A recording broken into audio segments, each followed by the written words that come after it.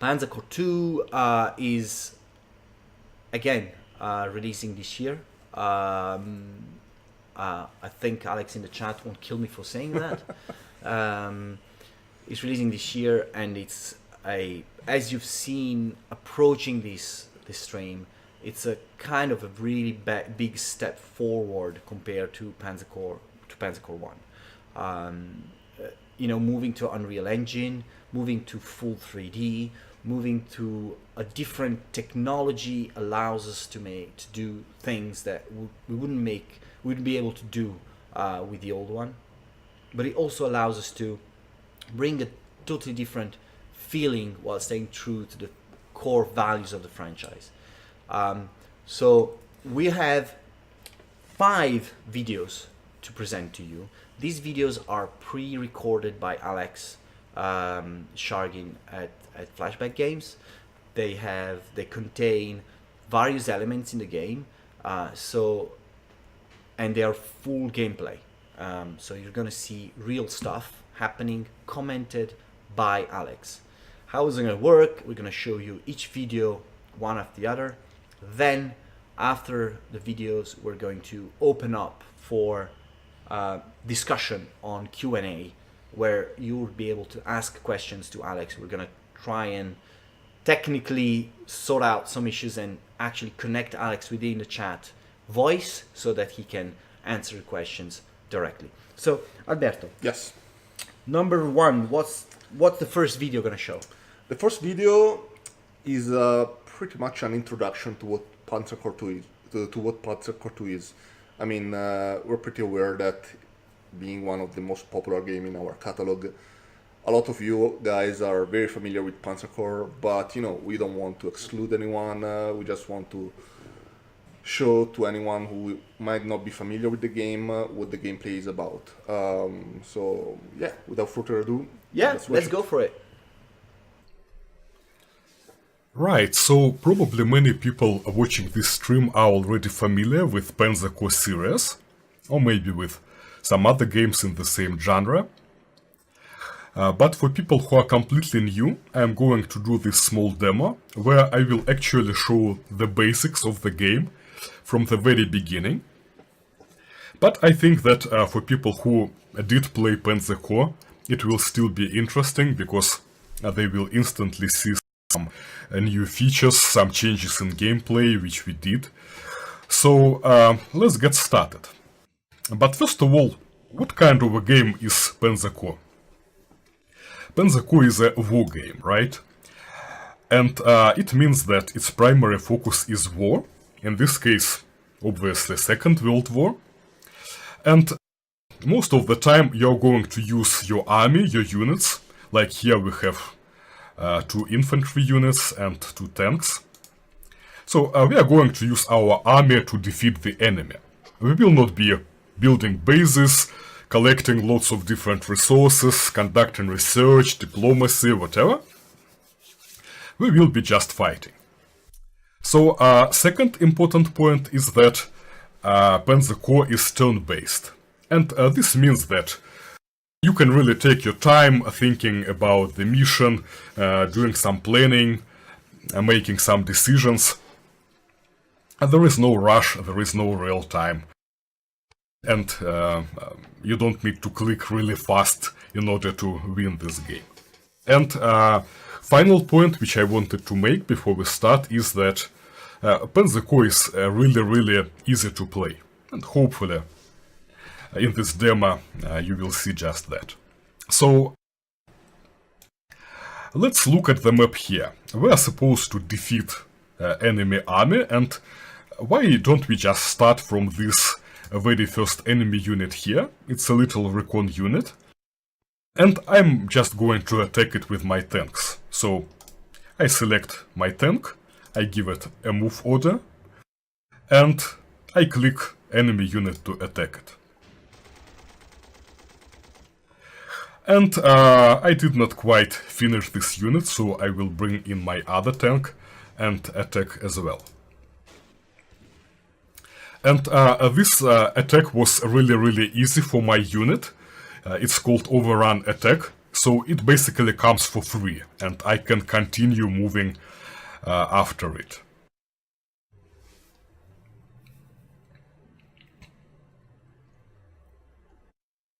And basically, we already know like 90% of controls we need to play the game, because most of the time you will be moving your units around and attacking enemy units, and that's basically it. So my infantry units here, they cannot move as fast as my tanks, but fortunately they have attached transports, like trucks, and as you can see here, we can move further away if we employ these transports. So I'm going to move this infantry unit and also this one here as well.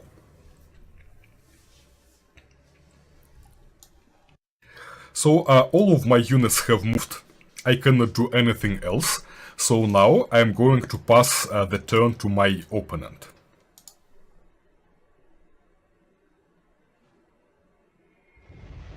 And it was actually quite painful. Now it's my second turn, and let's talk about what we need to do in this mission. There are many different mission objectives in Panzer Corps, but in this scenario we have the most common and classic mission objectives. We need to capture all victory hexes. And we see that there are 3 victory hexes controlled by the enemy, and all of them are located along the same road. So we are going to move and capture our objectives along the way. And first of our objectives is right here, and it is guarded by this infantry unit. So let us try to attack it.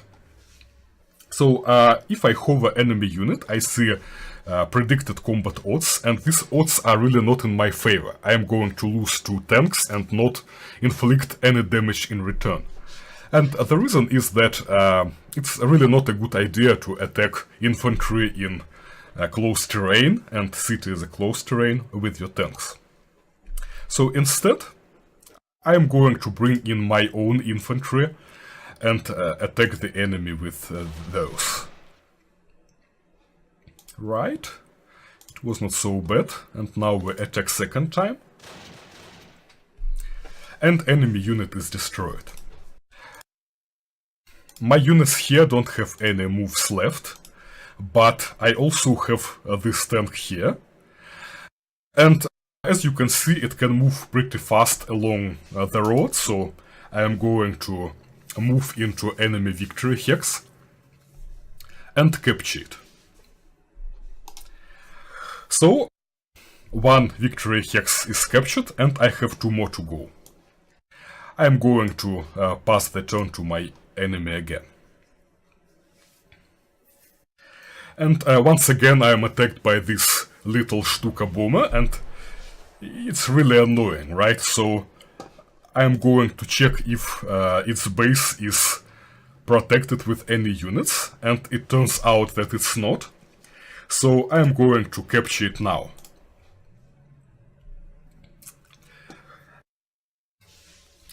Right. That's the second victory hex captured, and as we can see, our infantry can move really fast along the road, but I am going to stay behind my tanks for now.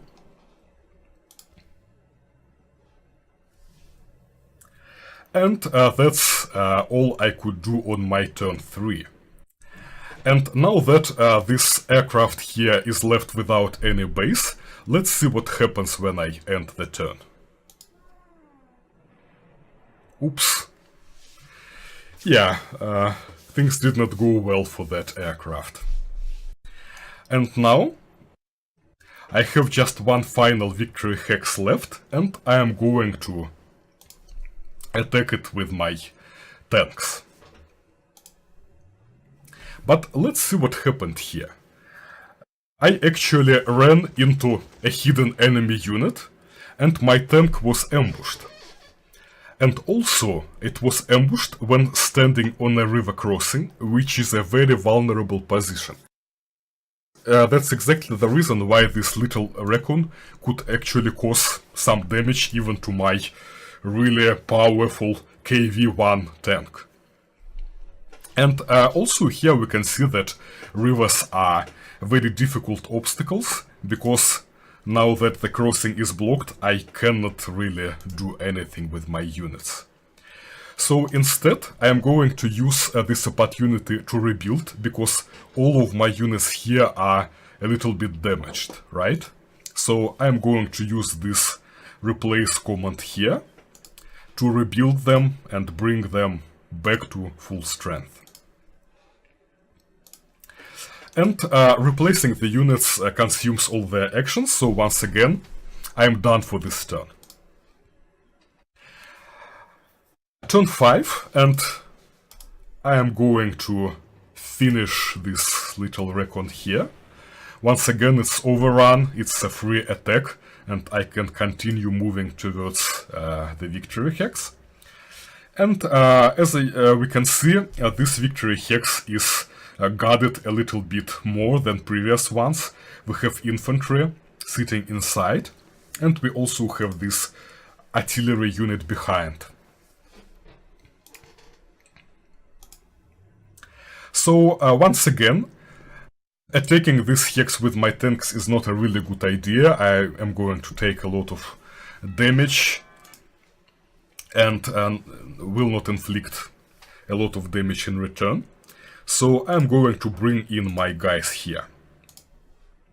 When infantry units are in trucks, they are very, very vulnerable, but here they are screened from any possible attacks by my tanks and also by difficult terrain on the sides, so I should be reasonably safe. And I end turn once again. And as we can see, a unique ability of artillery is to shoot across multiple hexes, so my infantry was slightly damaged, but it's really not that bad. So now I am going to move my tank aside and attack this victory hex. But look at what happens here. This artillery unit has an ability to provide support fire. If I attack, it will fire at me first. So to make it easier for my guys, I am going to go behind the lines with my tank and attack this artillery from behind.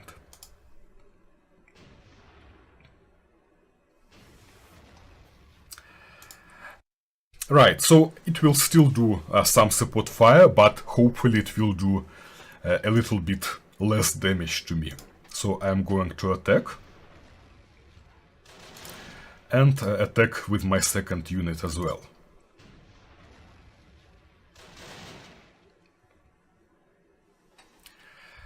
And it looks like enemy unit was overwhelmed with my attack, and so it retreated.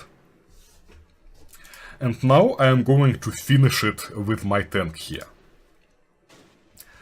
And once again it was an overrun attack, so now I have a bonus movement, and I can capture this final victory hex on the same turn. Right, so it was the last victory hex, and we have won this mission. Right, yeah, so in answer to one of the comments I saw in the chat, this is an introduction to the Panzer Corps world, so it wasn't meant to sort of show like dramatic new features or anything. You know, the look and feel, of course, is different from Panzer Corps 1. We are introducing you guys to the new Panzer Corps. So the new technology and the new look, the new units, and so on. Alberto, we've got another 4 videos. Yes. And I see a lot of questions in the chat, so I want to be sure that we can answer them all. I see that both Andrew and Alex are actually answering the questions already in the chat. What is the second video going to be about? The second video is much more focused on a more advanced gameplay situation. Panzer Corps 2 is all about making the best out of the units at your disposal. So that's what the second video is about. I just want to mention, because someone mentioned in the chat, basically all that you're seeing graphics-wise in the game is still not final. So this is still the alpha version of the game, so things can only improve, but of course, we think they already look amazing. This is also one of the reasons why we don't show games too early usually, because you know they come together very late in the development stage. So right, so let's go on for the next video.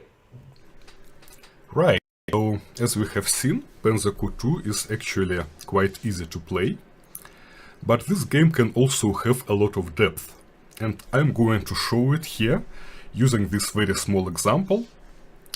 It's really small, it fits on one screen. I'm not going to scroll around at all for this demonstration, and let's see what's going on here.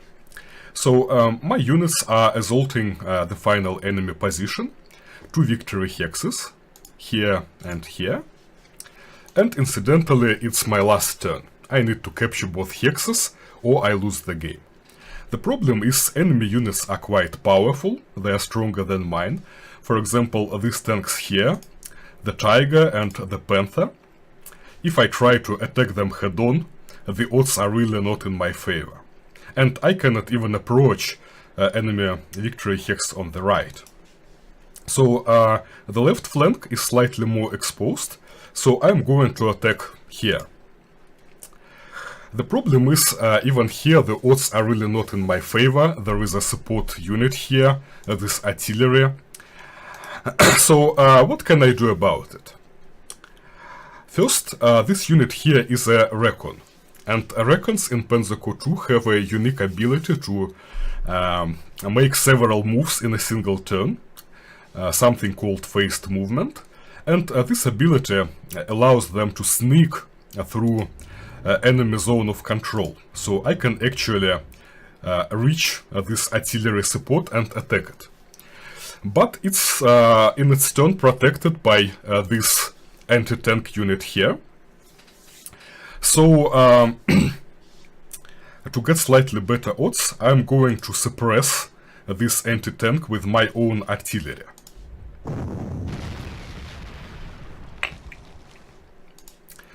Right, so one opponent was killed and 4 more are suppressed, and this means that half of this unit's strength is not available to provide any support. So now I have slightly better odds. They are still not in my favor, but not much I can do about it, so I will just attack.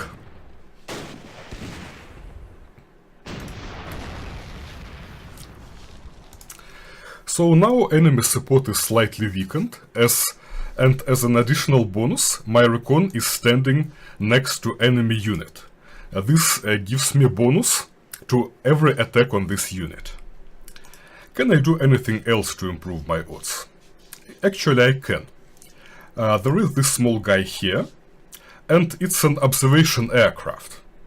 All its attack ratings are 0. But it provides exactly the same bonus as Recon. If I place it over enemy unit, I get an additional bonus. So that's all I could do to make my attack easier, and I'm just going to attack this infantry unit.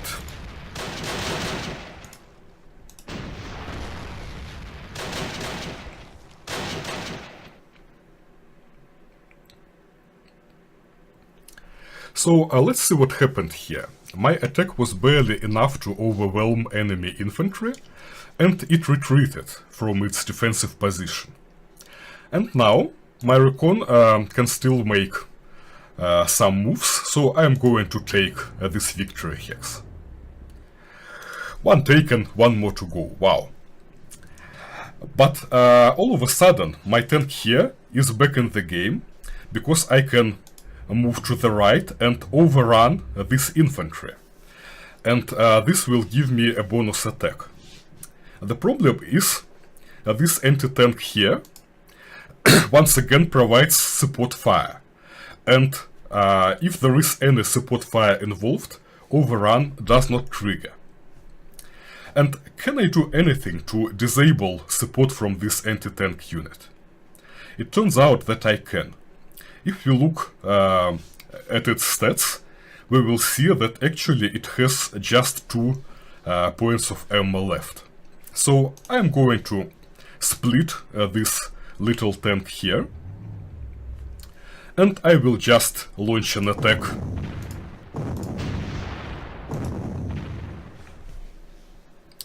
And I'm really feeling bad about it now, because I sent this tank to a suicide mission. But its noble sacrifice was not in vain, because this unit here has 0 ammo now. It's not going to support anyone anymore. And so, I can attack this infantry, and yes, it's overrun attack. So now I can make another move. I go here, and I can attack this guy. Since it's out of ammo and will not shoot back, my attack is going to be pretty devastating, but it's not enough to kill this unit, unfortunately. So let's do it. And this unit surrendered. Why did it surrender? Because this gun has only 1 movement point, and all adjacent hexes were taken by other units. So wow, final victory hex is clear, and I can take it. The problem is, all my units have moved already. But this recon here still has 1 final move to make. And yes, it's victory. Yeah, so if you wondered, Alex Shargin, the developer, the main developer of the game and game designer, is Russian. So we're not making that voice up. So yeah, incredible to see how many things can happen in just a few hexes. All the options that are available, and all the different use of the units you can actually apply. Alberto, next video is another tactical situation, Yes. right? The next video depicts a different type of tactical situation. Anyone who is familiar with the game will know that Panzer Corps can be an extremely varied game. So depending on the type of scenario you're playing and how the scenario develops and the units at your disposal and what you're facing, and so many different options that you can have. You can have very different situations in game. The next video shows a completely different situation compared to the previous one. This one features encirclements. So Let's get on. yeah. Let's look at another tactical example now. In this scenario, I have a small group of units encircled by the enemy, and many units are also heavily damaged, and the whole group is about to be overrun by these evil Soviet tanks here. And of course I want to break the circle, escort these units to safety, and rebuild them later. And in order to do this, I have a small relief force here, on the other side of the river. So first of all, I'm going to use this little observation aircraft in order to get a better overview of the tactical situation. And now I can see all enemy units forming the circle, and I also see that both river crossings are guarded by enemy units. This bridge here and another bridge here.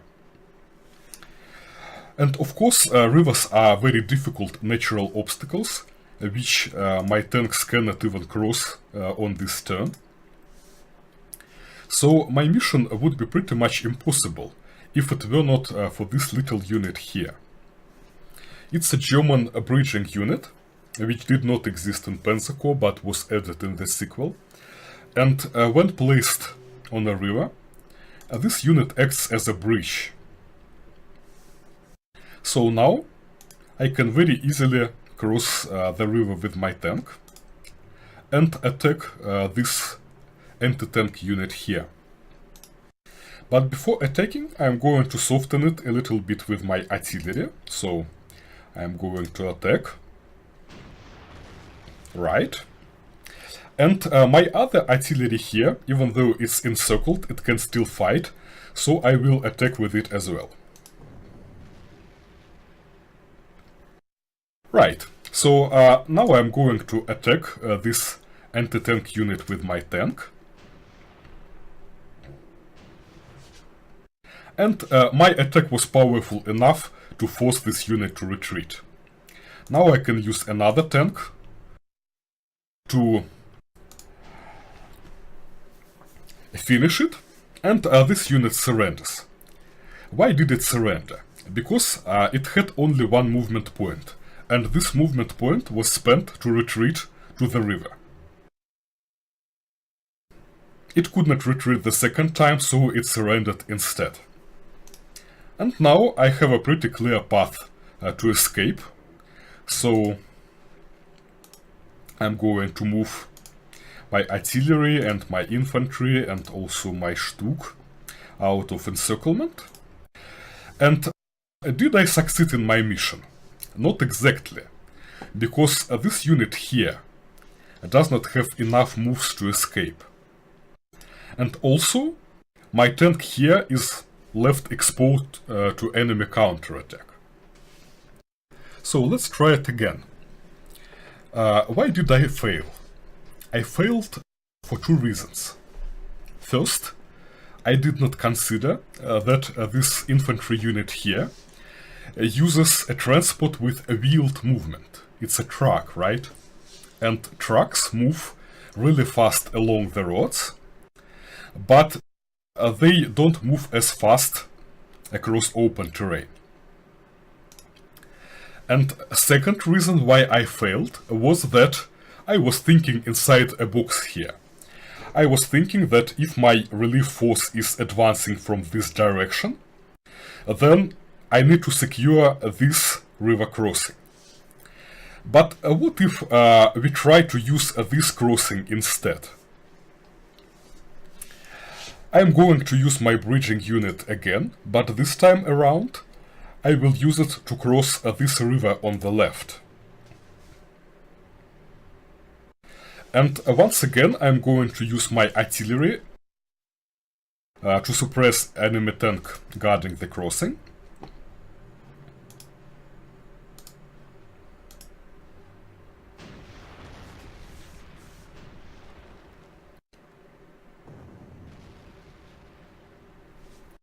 So hopefully now this tank here is suppressed enough, and I'm going to attack it. And in order to attack it, I will bring in my tank which is furthest away. And it has just enough movement points to reach enemy unit and attack it.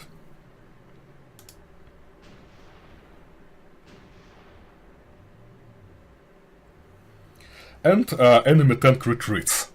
Now I can bring in my other tank here and launch another attack.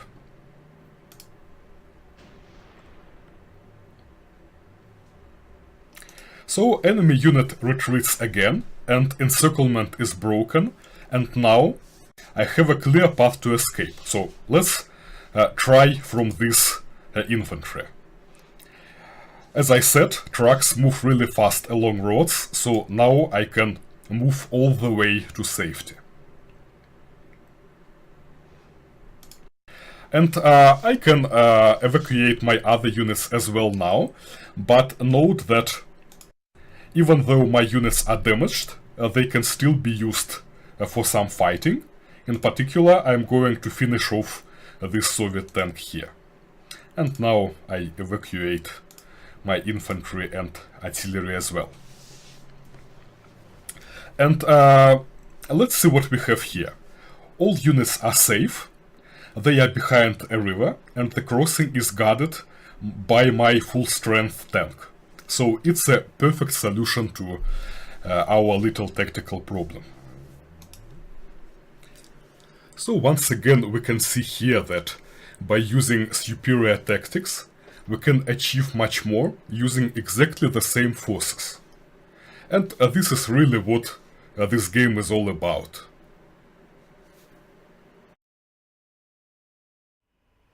Yep. So that was the number 3. So 2 different ways of facing a same situation. Again, interesting to see how that happens in the game, and you know, how the different use of units changes the game like dramatically.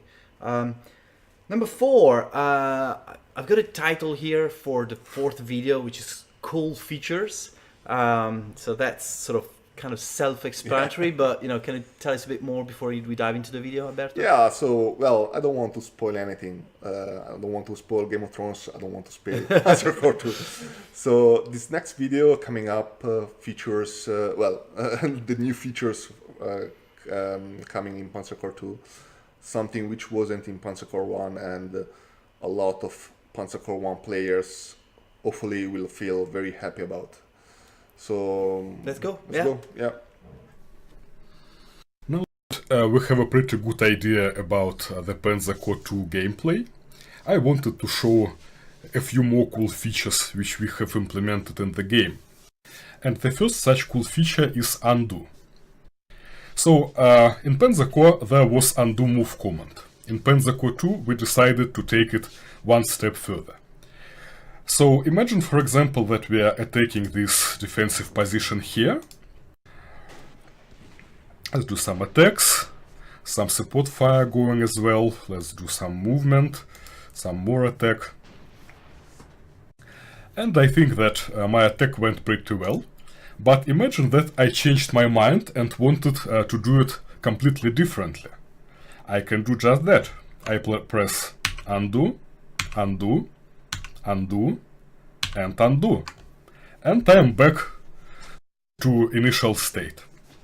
This also works in the middle of the animation. For example, I select a tank here and I send it moving somewhere, but I change my mind in the middle of it and I just press undo and I am back to my initial state. I think it's a pretty unique feature in a game like this. Of course you can turn undo off completely or limit it to, say, 3 times per mission, but I think it's a really great feature. Second cool feature which we have implemented is simultaneous movement. So probably you have already noticed in previous demos that you can give an order to a unit and then give next order without waiting for the first one to finish. And it really can speed up your gameplay. But simultaneous movement applies to AI turn as well, and to show it I have created this little funny example. So you can totally watch the AI turn the old way, like in Panzer Corps 1, unit by unit. You can clearly see what's going on, who attacks whom, and so on and so forth. But if you think that it's a little bit too slow, then you can press a magic button, and the AI turn will look like this.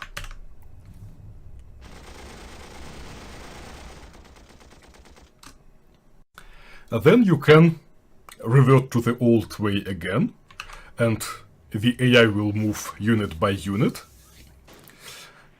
But at any moment you can speed it up again.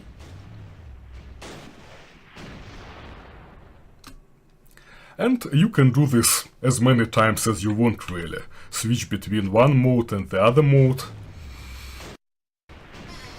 And to be honest, in many cases you don't need to see what exactly the AI is doing. And by using this new mode you can really greatly speed up your game.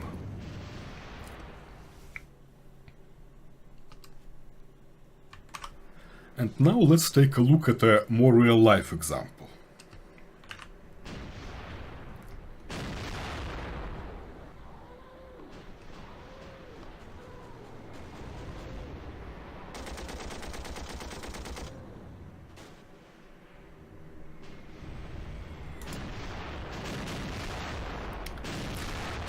So keep in mind that a lot of stuff which you are seeing now is work in progress and is likely to change before the release.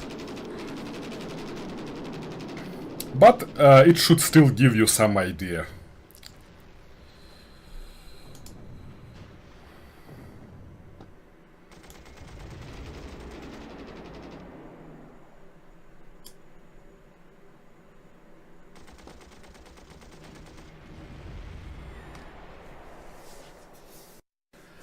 So I think it all looks pretty cool actually, but the most important point here is that this mode can save you a lot of time, and ultimately this results in a much better gameplay experience. The last cool feature which I wanted to show is simultaneous turns. So in Panzer Corps 2 it is allowed to have up to 8 players on the same map, and some of these players can be joined in an alliance.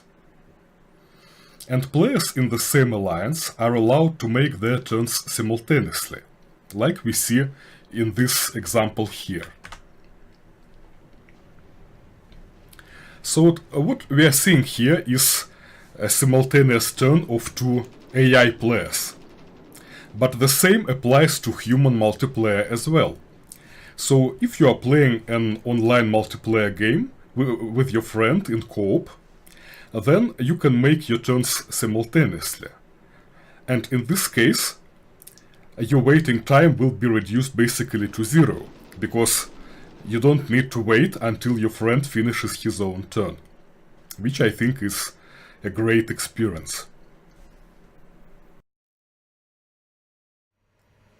But after seeing this, I think that my next feature will be a musical mod for Panzer Corps, with the opportunity of creating some choreography and dancing with units. It really looks spectacular. No, we're not going RTS.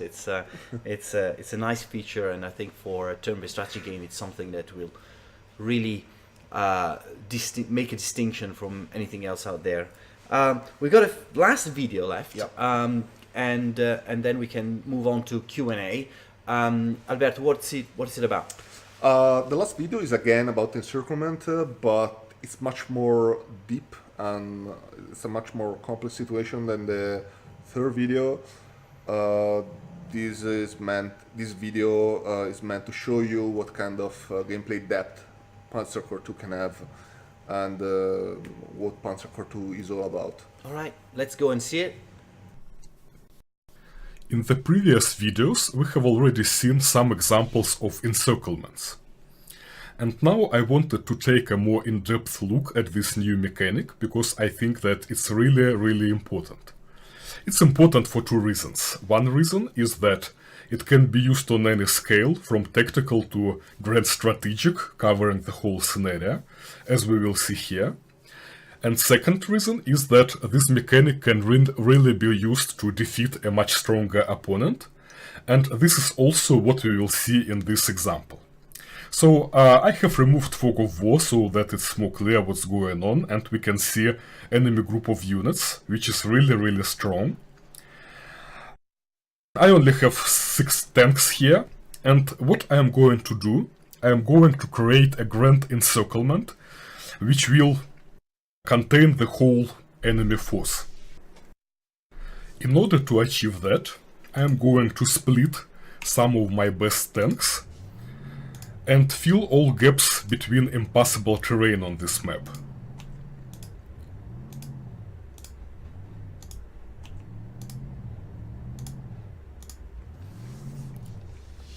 Of course, by splitting, I've also made my tanks weaker, so I'm going to back up them with anti-tank units behind. So this is the land part of my encirclement complete. But now I also need to block the ports, this port here and another one here. And I can do just that. I have 2 ships. I can send 1 ship into this little bay and another ship to this little bay. So here is my grand encirclement completed. I hope that my line will hold long enough, so let's see what happens.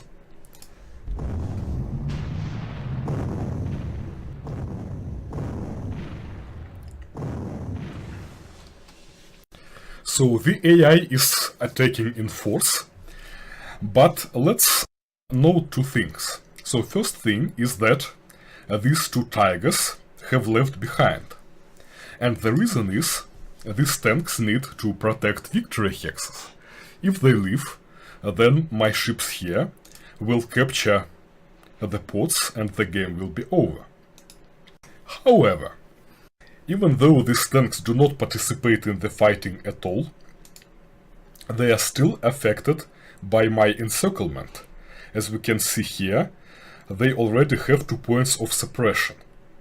And this is really the whole point. I can affect enemy units without fighting them directly. Okay, so I have taken some losses, but my line holds. I cannot buy any new units on this map, because I don't have any supply hexes available. But I can still replace my tanks here. And also I am going to close this gap, because if enemy unit comes to this hex, it will be more difficult to contain him. And I will just continue to hold my line.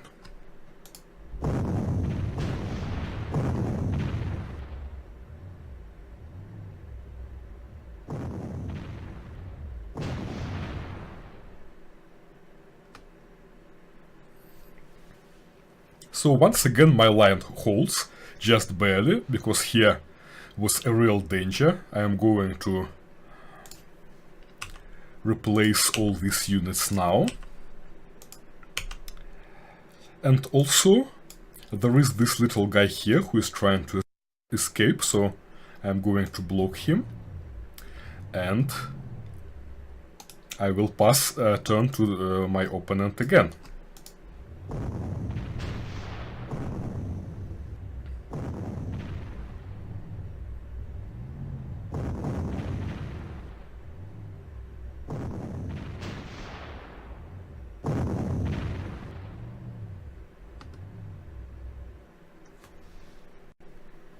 So once again, the northern part of my line is the most dangerous.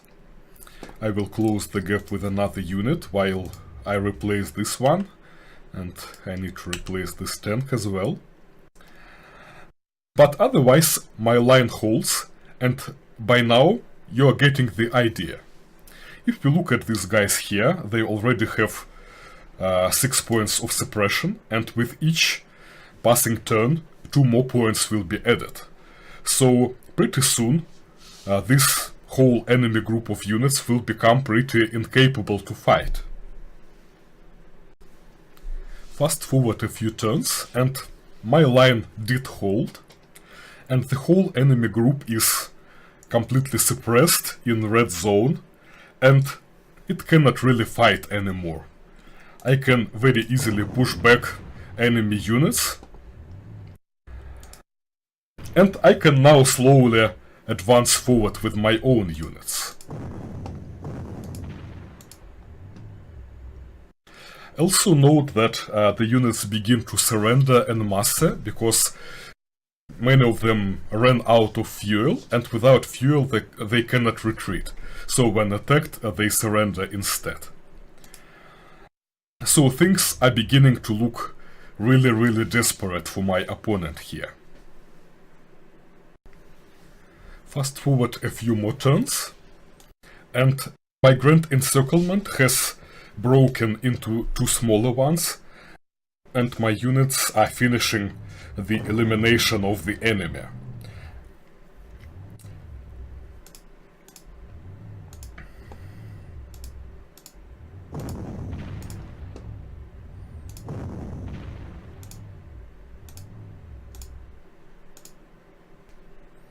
And I can actually already take this final victory hex and finish this mission. So it's a victory, and it's pretty amazing, right? Because I had weaker units and I was able to eliminate a much stronger group without taking any losses even. That's what encirclements can do. And another point I wanted to make here is that this scenario also showed that Split can also be a very useful feature in the right context. So it's not some odd gimmick, but it can be very, very useful. All right, so that was it for videos. We're going to open up a Q&A where we're gonna sort of answer some of the questions. It's about, I think, 8 o'clock, so we're gonna leave it for about 10-15 minutes. To do this, we're going to try and run some technical magic. We are going to call in Alex Shargin so he can answer voice. So let me try and connect with him. Hello. Hello, Alex. Hi. All right. Can you hear me fine? Yes, I can. Right. I hope that the guys in the chat can hear you fine as well. So if you guys can hear him, just shout in the chat. And we're going to see if we can answer some of the questions from the guys in the community. Good, it works. All right, so time for Q&A. A lot of the questions were answered right by Andrew and yourself, some of them as well. So is there anything that you would like to sort of say at now before we jump into a direct Q&A? Is there something that was glaring that you would like to answer or address straight away, Alex? Yeah, well, first of all, comrade, I'm Irish. Right, and well, there were just a couple of concerns maybe which I wanted to quickly comment on. So first, that question about like falling aircraft after captured base appeared a lot. So if it's not your last base, then your aircraft just relocate. And if it's your last base, which you actually should not lose, then the result depends on your settings, your difficulty really. So on easier difficulty, those planes will just move to your reserve and stuff like that. But if it's like the hardest, then you are going to lose them. So don't allow your opponent to capture your last base. Right, and about units without fuel surrendering, so they will not surrender automatically. They will surrender if your attack is actually powerful enough, so they want to retreat. They are overwhelmed, but they cannot retreat because there is no fuel, and only then they will surrender. I think that's it regarding intermediate questions. So yeah, one of the questions, I think, sort of many questions were covering the moddability of the game. What are the intentions for how the game will be moddable in terms of units, scenarios, and all the rest? Right. So when it comes to scenarios and campaigns, and also all game parameters like the whole unit table, terrain, properties, stuff like that, then it's really easy to modify. Actually, it's easier than Panzer Corps, in particular because our editor is based on Panzer Corps 1 editor, and it's greatly improved from there. So it's going to be a really powerful tool, and it will be available on day one. As for adding graphics stuff, like new models, things like that, we expect that it will be possible as well, but we will need to do a lot of investigation on our end, and we actually plan to create in-depth tutorials, how to do stuff, how to add new units, how to edit terrain. So it will definitely come. I'm not sure it will be available at launch, because obviously there is so much to do, but I pretty much promise to the community that we will provide this. One of the things you mentioned is about tutorial for the editor. A lot of questions were asked about, will there be a tutorial for the game itself, for gameplay, for all the new features? How will this pan out? Absolutely. So there will be a tutorial campaign, and I'm going to design it myself actually. And there will be two separate tutorials. They will be similar, but they still will be separate. One tutorial will be for like newbie players who are new to the series, And second one will be created specifically for people who played Panzer Corps 1. And it will focus on changes, on differences between these two games without going into basics like how to select your unit, right? And of course, there will be a good big manual as well. Right. In terms of, I mean, we said the game is 99.9 releasing, or I said the 99.9 percent releasing this year, and I also said it would not be killing me for that, saying that. Other than we don't know the actual final release date yet, are there already some timelines finalized for actually going into beta? Right, so the plan is to go into beta at some point in May, so this month already. Probably the first batch will be not very large, first batch of testers, but we will definitely add more and more with each iteration. And in Panzer Corps 1, final beta was like 2,000 of people, I think, and probably here it will be pretty much similar, because this game is really big and we wanted to test it very thoroughly. So if you sign up for the beta, there is a very good chance that you will be in the beta at some point. All right. Yeah, one of the things that was one of the points that was raised in terms of content. You said the game is very large. What is the actual content you guys are planning to put in the game at launch? Yeah, right. So this information has been published on Steam page as well, just so you know. Yeah. So our main campaign, a German campaign, is going to have around 60 scenarios. And actually, our designer is constantly trying to add more, but I'm trying to restrain his eagerness about it.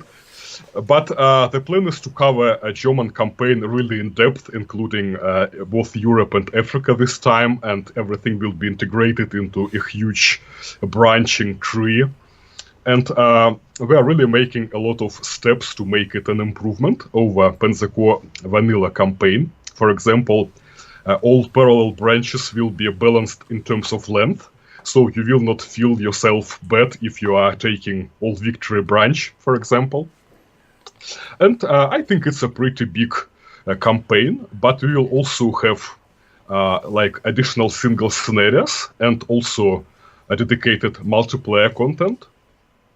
Plus, of course, that big new feature I have been talking about in Dev Diaries, random scenario generator, it's also going to add a lot. It's a huge new functionality which never existed in this series before.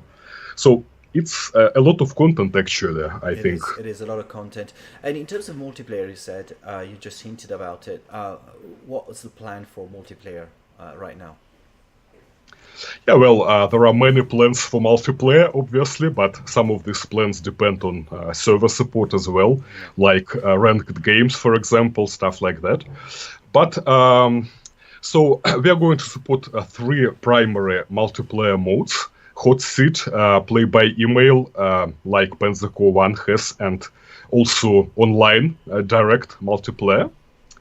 And also, you can have up to 8 players. Each player can be AI or human, so you can have all kinds of different setups, like co-op, free-for-all, whatever.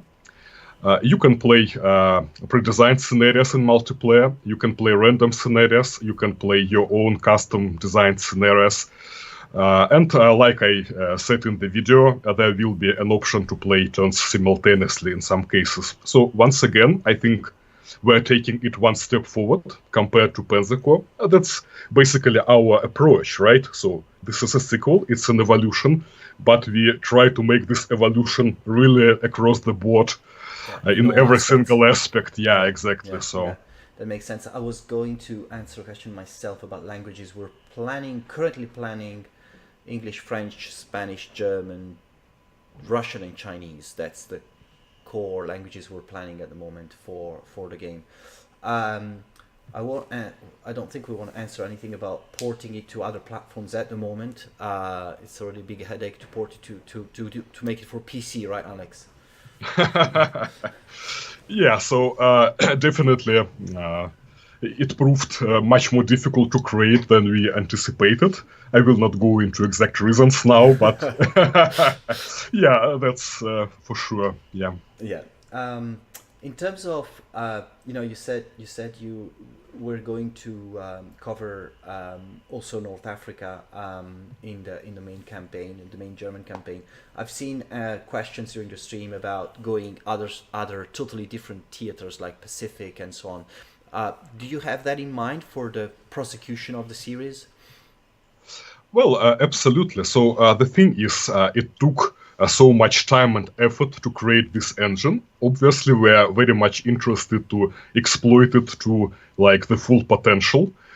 So definitely, we can do a lot going to all different theaters like Pacific and also maybe to like Cold War era, for example, People's General like sequel, right? So there is really a lot we can do, but at this point, let's have initial Yeah, yeah, launch. yeah. Let's make it successful because all the rest kind of depends on it. So we are not trying to look too far ahead at this Of point. course, of course. Alex, what was the most difficult design decision you had to take during the process of developing the game?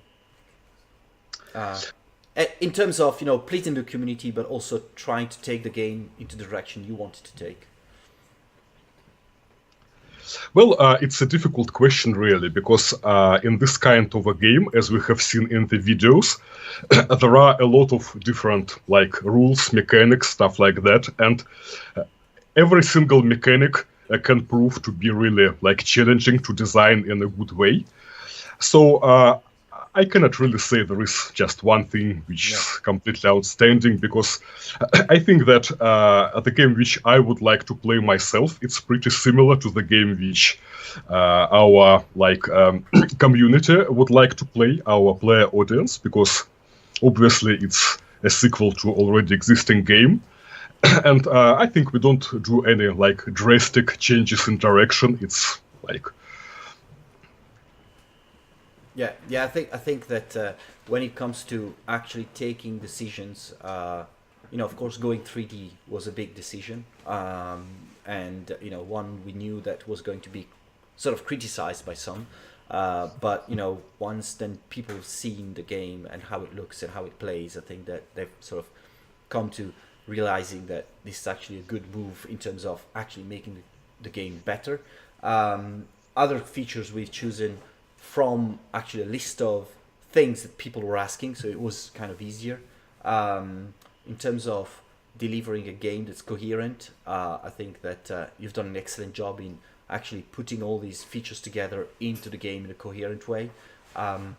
In terms of the team itself, we basically have a set of features that are still to be developed, or do you think that at the moment we can say that the core stuff is in already and we're just like adding content? yeah, well, it's clearly not just content, right? We are still working on the engine itself, but I can say that all core functionality is in place, like one way or another. So what we are doing now, we are improving what's already there, because many things we have already seen, right? We have seen like graphics, we have seen gameplay mechanics, we have seen AI, we have seen UI, and multiplayer is also implemented. We did some online games already internally, so UI is not quite there, but you can actually play it already. So functionality is there, but as we all know, polishing can take like crazy amounts of time, right? So Yeah. it's still a lot we need to do to make it a really great all-around smooth gameplay experience. That's what what we are working on now. All right, yeah. I'm also answering questions from about where can we apply for beta. Well, beta will be open soon, and the place where you can apply for beta is always going to be slitherine.com/beta. So that's the address to check out, and come back to the site often. You'll see when we open the beta test. Is ground level elevation etc., take it into the combat rules, Alex? Yeah, well, our the structure of our maps is slightly different, right? So each hex has some specific terrain, and that's it. However, we have a terrain trait called High Ground, and this trait is applied obviously to hills and mountains and stuff like that. And this trait gives a number of different bonuses, like you have spotting further away, and also you get bonuses to artillery firing range and also artillery accuracy.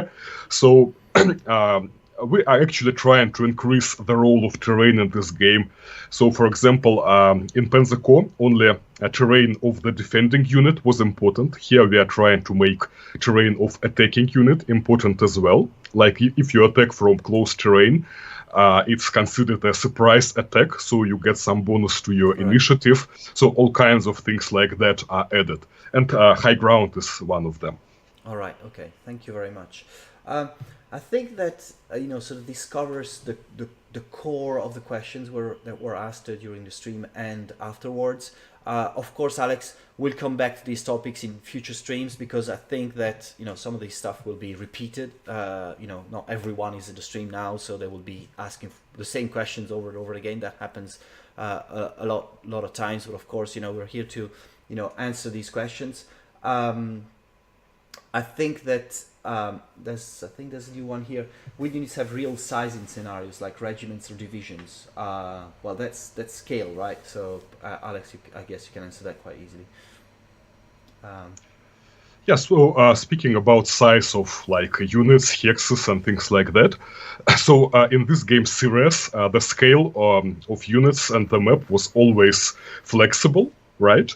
And like I said, we are going to create many different campaigns. They will be done by different people, and each designer ultimately decides for himself what he wants to do. If he wants to do it more realistic and fix the scale for the entire campaign, or if he wants to do it like more flexible, we will provide like all kinds of different content. So it will like cater for different tastes out there. Okay. In any case, guys, you can always follow the development of the game on the Slitherine forum, and we're, most of us are often browsing the forum and checking, so you can see answers for most of the questions there as well. So check often on the Slitherine forum, and we'll be back with more gameplay very soon. Thanks a lot, Alex, for joining us. It's great to have you. From thanks, Mother guys, Russia. for watching. Yeah. Thanks for joining, guys. We're about to finish the stream. We're now. I think the next appointment will be on June 3rd, with more surprises and more stuff to be shown on basically all the games we've announced and more. So let's see each other on June 3rd. Thanks for watching, and see you next time. Bye.